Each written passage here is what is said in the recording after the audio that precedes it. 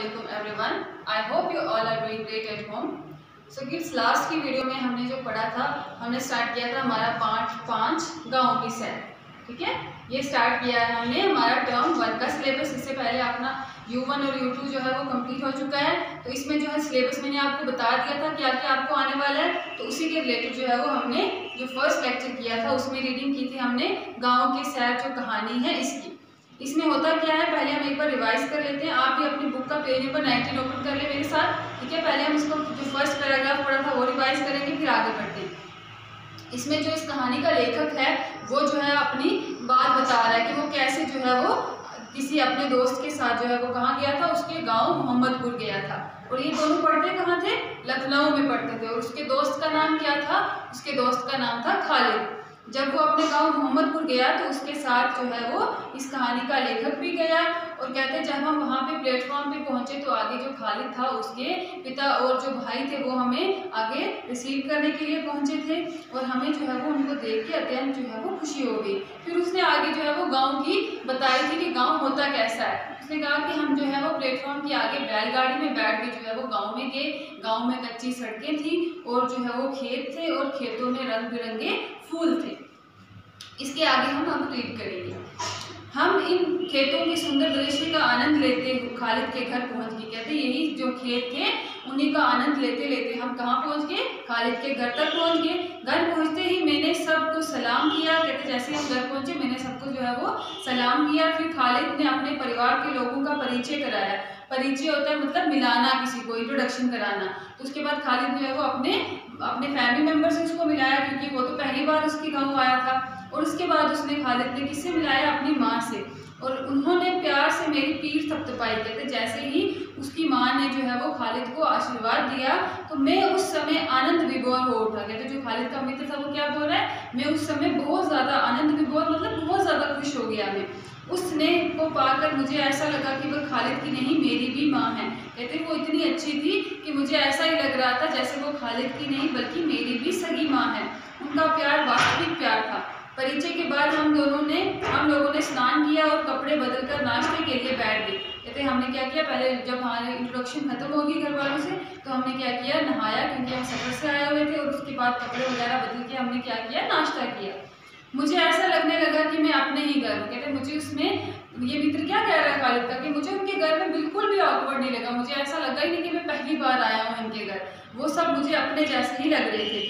दूसरे दिन हम गांव की सैर को निकले। कहते अब दूसरे दिन हमारा क्या था काम, हम जो है वो पूरे गांव की सैर के लिए निकल पड़े। वहाँ कच्चे मकान अधिक थे। मिट्टी की दीवारों पर फूस के छप्पर पड़े हुए थे। अब गांव में आपको पता ही है वहाँ पे क्या होते हैं, कच्चे मकान ज़्यादा होते हैं। पक्के से मकान जो होते हैं वो बहुत कम होते हैं। और किसकी वहाँ पे दीवारें होती हैं, मिट्टी की दीवारें बनी होती है। कहीं कहीं झोंपड़ियाँ और पक्के मकान भी थे। कहते कहीं कहीं जो है वो झोंपड़ियाँ और पक्के मकान भी थे, लेकिन ज़्यादातर लोगों के कौन से मकान थे, कच्चे मकान थे। घरों के सामने हरे भरे वृक्ष भी थे। और वहाँ पे गाँव में क्या होता है, जैसे हमें यहाँ पे लिमिटेड जगह होती है उसमें हम अपना घर बना लेते हैं सिटी में, लेकिन गाँव में ऐसा नहीं होता। वहाँ पे हमारे पास अच्छी खासी जगह होती है। तो वहाँ लोगों ने अपने घर के आगे जो है वो पेड़ पौधे भी लगाए होते हैं। वृक्ष के नीचे बैल, भैंसे, गाय एवं बकरियां बंधी होती थी। और वो जो पेड़ थे उनके नीचे वो अपने माल मवेशी भी रखते थे।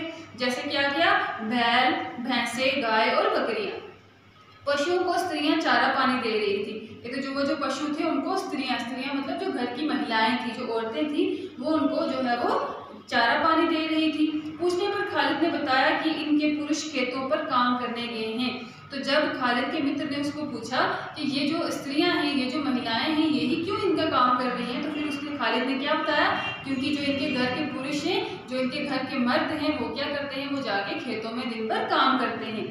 स्त्रियां घर का काम करने के साथ साथ पशुओं की भी देखभाल करती हैं। और जो महिलाएं हैं वो क्या करती हैं, घर का काम भी करती हैं और साथ में जो उनके पशु पक्षी हैं उनकी देखभाल भी करती हैं। कुछ स्त्रियां खेतों पर भी काम करने जाती हैं। और कहती बहुत सारी ऐसी महिलाएं हैं जिनको जो है वो कोई मर्द का सहारा नहीं है, तो वो खुद अपने खेतों में काम करने जाती हैं।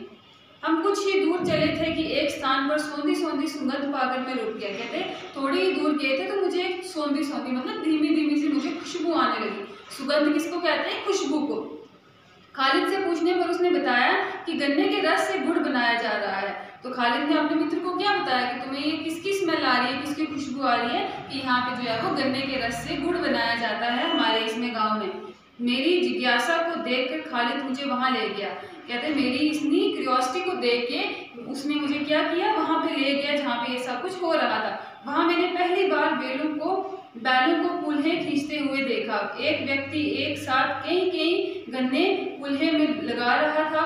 गन्ने से रस निकलकर एक बर्तन में इकट्ठा हो रहा था, फिर रस के एक कड़ाह में पकाकर गुड़ बनाया जा रहा था। ये हमने सारा प्रोसेस किसका बताया, गुड़ बनाने का।